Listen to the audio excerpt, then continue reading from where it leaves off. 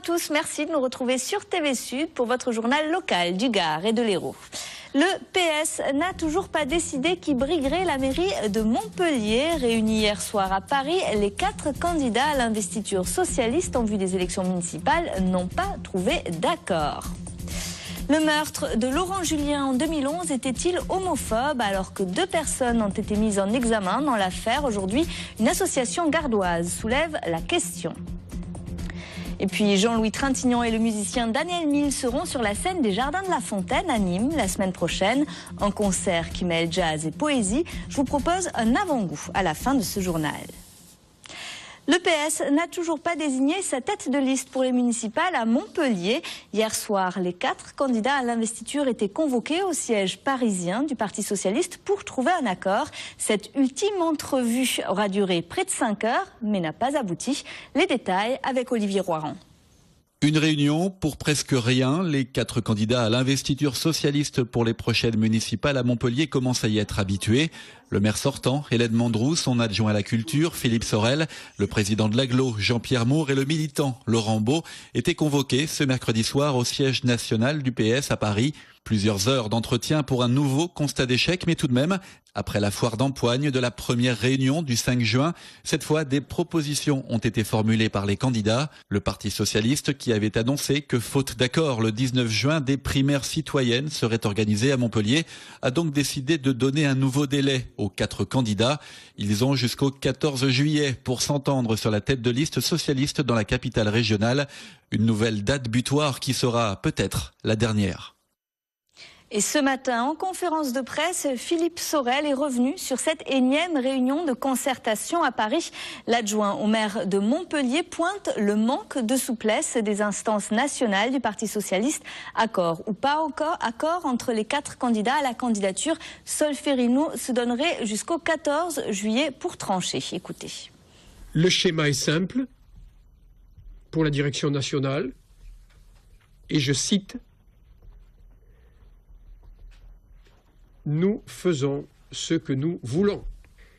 Des 2 propositions sur lesquelles nous nous étions rendus à Solferino hier soir, l'accord sinon primaire citoyenne, celle proposée par le Parti national, eh bien, sont passées à la trappe.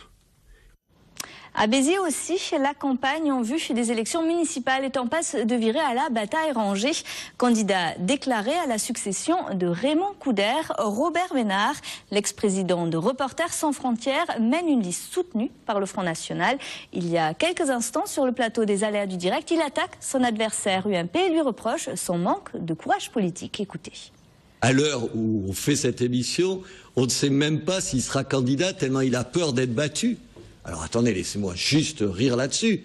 La deuxième chose, Raymond Coudert qui vient me parler du Front National. Mais attendez, j'ai juste un peu de mémoire parce que j'étais journaliste ici, comme vous, à Montpellier. Entre 1986 et 1992, il est où, Raymond Coudert? Est-ce qu'il ne serait pas conseiller régional dans une majorité qui est soutenue par qui derrière Jacques Blanc? Est-ce que ce ne serait pas le Front National? Raymond Coudert qui a fait élire Jacques Blanc, avec le soutien du Front National, il vient me dire quelque chose sur le Front National? Mais moi, j'ai pas fait un deal comme ça avec le Front National. Cette liste, c'est une liste qui sera autonome, dont le patron, je serai le seul patron. Il n'y a pas un sou qui viendra du Front National sur un programme qui est le mien. Permettez-moi de rigoler. Je veux dire, les politiciens de cette cacavilla, attendez, on va le laisser loin de Béziers parce qu'il a fait assez de malheur à cette ville. Il faut juste qu'il sorte du jeu. Voilà, Robert Ménard qui était l'invité des Aléas du Direct ce soir. Une émission que vous pouvez revoir sur TV Sud demain matin à 8 h et juste après le JT de 12h30. À Nîmes, 2 hommes ont été mis en examen et assignés à résidence avec surveillance électronique cet après-midi dans l'enquête sur la mort de Laurent Julien.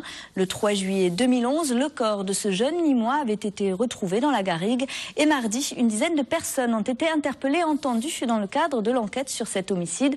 Dans le même temps, l'IDAO, le comité de défense des droits pour les homosexuels, réagit aujourd'hui et s'interroge sur le mobile de ce meurtre. Les détails, Camille Michelin et Stéphanie Humann. Suite à la dizaine d'interpellations dans le cadre du meurtre de Laurent Julien, 2 personnes ont été mises en examen cet après-midi pour séquestration, enlèvement suivi de meurtre. Un chef d'inculpation remis en cause par leurs avocates qui ont déposé une requête en nullité pour absence d'indices. Nous ne connaissons pas la date exacte du décès. Nous avons une idée approximative. Premier point. Deuxième point, nous ne savons pas si préalablement au décès de la victime, celui-ci a été séquestré, enlevé. Nous n'avons pas ces éléments. Pire, nous ne connaissons pas, malgré ces 2 ans d'information, le mobile déterminant qui aurait conduit à ce passage à l'acte. En l'absence de ces éléments, et uniquement sur dénonciation anonyme, vous avez 2 personnes qui, à l'heure actuelle, sont mises en examen et sont dans l'attente de leur délibéré. Les 2 individus mis en examen ont gardé le silence. Le comité de défense des personnes homosexuelles et transsexuelles IDAO appelle à la vigilance, même si le caractère homophobe du meurtre n'est pour l'instant pas avéré. La question que nous nous posons aujourd'hui, c'est est-ce que si Laurent Julien aurait été hétérosexuel, serait-il toujours en vie aujourd'hui?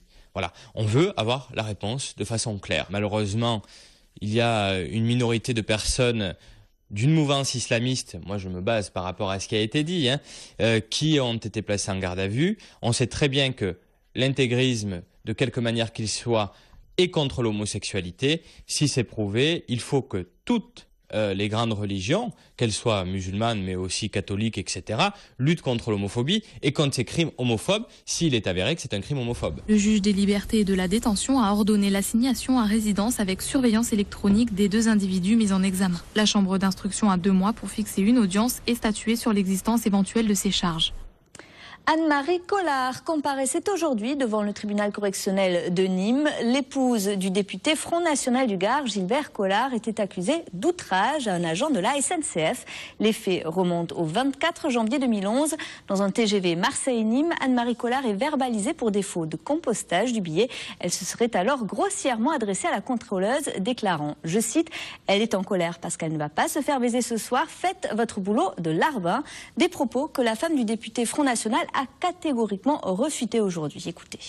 Il y a eu manifestement un abus de pouvoir d'une personne qui a fait un excès de zèle et qui a voulu en faire baver à des personnes qu'elle n'aime pas. Je pense que s'il n'y a pas Gilbert Collard, il n'y a pas d'affaire. Des faits comme ceux-ci, non seulement ils sont contestés, mais en plus, le traitement judiciaire qui leur est en principe réservé, c'est quoi? C'est un rappel à la loi, un classement sans suite. Imaginez qu'il y a c'est le commissaire divisionnaire en personne de Marseille, en fonction à Marseille, qui a pris la déposition de Madame Collard. Vous voyez qu'on emploie beaucoup de moyens pour faire tenir une affaire, surtout lorsqu'on sait qu'elle ne tient pas. Et ce soir, le procureur a requis une amende de 1 000 € pour outrage à agent. La décision a été mise en délibéré au 4 juillet prochain. Ils sont 5, ils ont entre 15 et 24 ans et ils vont désormais travailler dans les écoles de Montpellier. Shaïb, Hakem, Karim, Mustapha et Nadia ont signé ce matin les premiers contrats emploi avenir de la ville. 8 mois après la mise en place du dispositif par le gouvernement socialiste, l'initiative était donc très attendue. Coralie Pierre. La ville de Montpellier lance enfin ses contrats d'avenir. La machine a mis du temps à se mettre en route, mais il est précisé du côté de la mairie que ces emplois d'avenir offriront de réels débouchés et donc une carrière dans la fonction publique et territoriale. Dans le cadre des décisions du gouvernement, nous allons embaucher 50 jeunes pour une période de 3 ans. Nous allons les former et nous avons déjà prévu, à l'issue de leur formation, s'ils nous donnent satisfaction et s'ils veulent rester à la mairie, qu'ils auront un emploi comme titulaire et ils pourront être agents de la fonction publique. Une opportunité pour ces jeunes particulièrement touchés par le chômage. 4 800 demandeurs d'emploi à Montpellier ont entre 15 et 24 ans. Ça permet aux jeunes d'acquérir de l'expérience et plus tard de développer leurs projets et de réaliser leurs rêves. Sur un certain nombre de quartiers, que ce soit à Montpellier ou ailleurs, sur toute la France, des jeunes qui ont très peu de qualifications, mais parfois une petite expérience professionnelle, sont en capacité de remplir des emplois, même certains emplois qualifiés. Et pour eux, c'est une très bonne chose et on leur a donné beaucoup d'espoir. Ces 5 jeunes ont aujourd'hui signé des contrats dans l'animation péri et extrascolaire, mais de nombreux domaines professionnels peuvent être concernés. On passe au sport et l'arrivée d'un All Black à Montpellier. René Rangère l'a confirmé aujourd'hui, il jouera bien au MHR la saison prochaine. L'international de rugby néo-zélandais honorera donc le pré-contrat signé avec le club héroltais. Il pourrait arriver en France fin octobre à l'issue du Four Nations s'il est sélectionné pour ce tournoi. Le joueur des Auckland Blues évolue au centre ou à l'aile. Il s'est engagé pour 3 ans avec Montpellier. Et en basket féminin, le bon parcours européen des braqueuses. Hier soir en Vendée, les Bleus se sont qualifiés pour les quarts de finale de l'Euro 2013 en battant la Croatie 78-70 dans leur rang. De la Toise, la meneuse de jeu Edwige Lawson-Wade et la capitaine du BLMA, Gaëlle Scrella. En football, Nicolas Bénézé quitte Nîmes pour Évian-Thonon-Gaillard. Comme nous vous l'annoncions hier soir, le joueur et les 2 clubs sont en passe de trouver un accord. Un transfert qui se monterait entre 1,2 million et 1,8 million €. Âgé de 22 ans, le milieu offensif des Crocos avait annoncé son départ en fin de saison. Il évoluera donc désormais en Ligue 1. Nicolas Bénézé qui devrait s'engager ces prochains jours pour une durée de 4 ans. Puis on referme cette page de sport avec du rugby et la montée en Fédéral 2 confirmée pour Nîmes. Sur le terrain, le RCNG avait validé son ticket pour la montée en battant Nice en mai dernier, mais il fallait l'aval de la Fédération française de rugby. C'est désormais chose faite. Jean-Louis Trintignant et Daniel Mille se connaissent depuis 15 ans déjà. Les compères ont l'habitude de travailler ensemble, mêlant poésie et musique. Pour la création qui sera portée sur la scène des Jardins de la Fontaine, Jean-Louis Trintignant accompagne les musiciens du sextet de Daniel Mille. Stéphanie Humann les a rencontrés chez le comédien dans sa demeure de Saint-Hilaire-d'Auzillon, dans le Gard. Regardez. Les répétitions ont commencé pour Daniel Mille et Jean-Louis Trintignant. Le 30 juin prochain, ils seront dans les Jardins de la Fontaine, à Nîmes, pour une soirée musicale et poétique. Le comédien lira des textes variés, parmi lesquels ceux d'Aragon ou encore Baudelaire. Son compère Daniel Mille jouera de l'accordéon.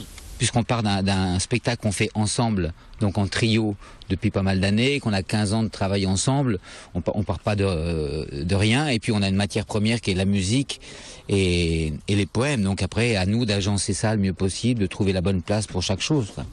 Avec cette soirée, Jean-Louis Trintignant revient à sa vraie passion, le théâtre. Un exercice de comédien qui n'a pas toujours été évident. C'est-à-dire que quand on est comédien, on a souvent le trac. Et moi, j'étais quand j'étais jeune comédien, très très timide. J'étais d'ailleurs pas très bon comédien. Et puis le fait de jouer des rôles, ça m'a permis d'enlever la timidité. Maintenant, j'en ai plus beaucoup. Mais j'en ai encore un peu. S'il n'avait pas été comédien, Jean-Louis Trintignant aurait aimé être musicien, un vœu qui s'exauce presque tant le comédien, par sa maîtrise du silence et du rythme, tient le rôle d'un 7e partenaire. La promesse d'une soirée où la musique sera magnifiée par la poésie au Jardin de la Fontaine, dans ce lieu au charme incomparable où l'on s'active déjà pour accueillir les artistes et le public. Voilà une création à voir donc dans les Jardins de la Fontaine à Nîmes le 30 juin à 21h30. Jean-Louis Trintignant qui sera également sur scène dimanche à Pézenas pour une série de lectures dans le cadre du festival Molière. C'est tout pour aujourd'hui. Retour de l'actu ce soir dès 10h sur TV Sud. Toute l'info régionale, nationale et internationale est dans le 22 minuit. Quant à nous, on se retrouve demain à 12h30 et 19h30 pour vos éditions locales. Passez une très belle soirée sur TV Sud.